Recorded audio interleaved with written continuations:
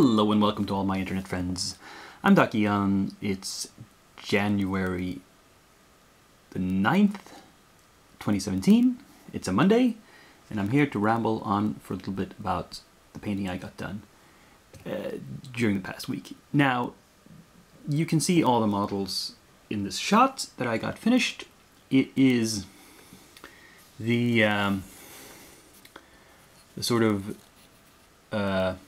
alternate Santa sleigh with the bat wings and the succubus driving it. The Sophie, a special Christmas mini from Reaper that I finished up. It was a difficult project to assemble with all the little separate parts and making it all fit, but I eventually got it done. So that's the last of the actual Christmas themed minis that I started this December. Gonna stop painting Christmas minis now for a while until next Christmas. This guy is also sort of winter themed. This is the Ice Troll from that GeForce 9 box. I don't have the box here. If you look back in the old videos, I showed you a shot of the box art, and the troll was a much lighter blue there, very pale gray blue. But I decided I wanted a slightly brighter blue on his skin color to contrast the icicles that are hanging off him here and there, and also to contrast the ground a little bit, because the ground is kind of drab and gray, and I wanted him to be a little bit brighter and stand out. And the highlighting is kind of subtle, but it's there. Also on the troll end, I did this aquatic troll from Hassle-Free Miniatures. Did a very simple like shoreline type base for him, and I painted him sort of greenish with some hints of blue and beige here and there. I made his balls blue, haha. I don't know if you can see it here, but anyway. And I actually left both of these more with more of a satin finish, slight half gloss, semi-gloss finish, as opposed to my normal, which is more towards the matte range. In this case, because he's supposed to be ice, that would glisten more, that would reflect more. And this guy is a sea troll. He's probably just come out of the water and is covered in water, so he should be glistening a bit more. So yeah, it turned out okay, I think. So that was the finished stuff for this week. Let's move on to work in progress. So currently on the painting table we have a whole batch of pirates, and they're all just started. There's not much to say about them really. I've painted the skin tones and metal on them, and I worked on most of these. The human ones are all from Reaper, as well as the succubus. The goblins are from Hassle-Free. Now looking through the viewfinder, the lighting looks really odd here. It looks better in person. I'm gonna have to experiment a bit with this. What I did was I took away the diffusers from my lamps. If can show you here, like for example this lamp here. Previously I had a sheet of paper in front, taped around it, so to make the light less direct, less harsh. But I wanted to experiment with having the direct light for a little while I was painting, and it seems to work okay while painting. It looks really weird through the camera. I'll have to see when it plays back what it looks like.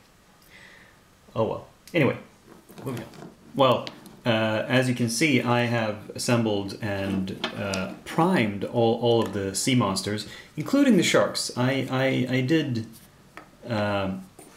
find a source for flight stands, or flight stems as GW calls them, for the sharks. and I've ordered them. They hopefully will arrive during the course of the coming week. It's kind of, well, I don't know why, if I need to get into it. It's a long story how I managed to get hold of those. But anyway, the interesting thing from a painting standpoint is, if you last time you saw me paint something that used clear plastic fight stands, I discovered that the fight stands do not like being spray varnished. They cloud up, they fog up. So this is why I've mounted the sharks on these temporary little pins. I'll paint them, varnish them, complete everything about them, and then at the very end I'll remove them from these and put them on the clear plastic stands. So, but otherwise you can see I've assembled this mini, which was a lot of different parts, and I think I've managed to get the tail to sit properly on this model.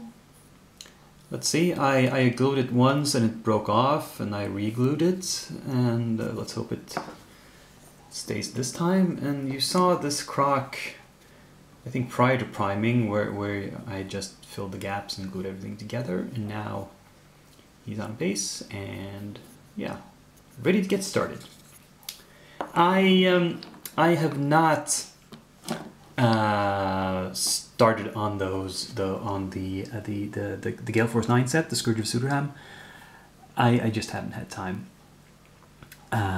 So maybe next week. We'll see. So let's move straight on to the numbers and this week's arrivals.